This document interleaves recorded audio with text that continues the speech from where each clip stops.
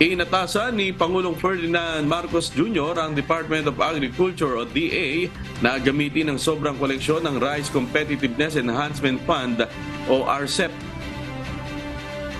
upang tulungan ang mga magsasaka ng palay sa bansa. Ayon sa Presidential Communications Office o PCO, binanggit ito ng Pangulo sa kanyang nagdaang pulong kamakailan kasama ang mga opisyal ng DA, kung saan sinabi na ang sobrang koleksyon ng RCEP na lumampas sa 10 billion pesos ay dapat gamitin upang tiyakin ang pagbibigay ng suporta sa mga magsasaka ng palay sa pamamagitan ng pagtutok sa pagpaparami, mekanisasyon at iba pang kagamitan upang mapanatili ang kanilang produktibidad.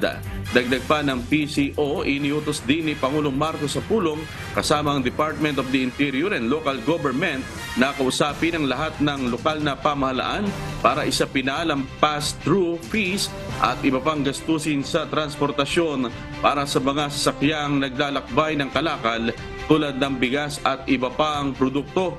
Batay sa Executive Order No. 41 na inilabas ni Pangulong Marcos noong September 25, ipinagbabawal sa mga lokal na pamahalaan ang pagtanggap ng toll fees at bayarin mula sa lahat ng sasakyang naglalakbay ng kalakal o kalakaran habang dumaan sa mga pambansang kalsada at iba pang daanan na hindi tinayo o pinondohan ng mga ito.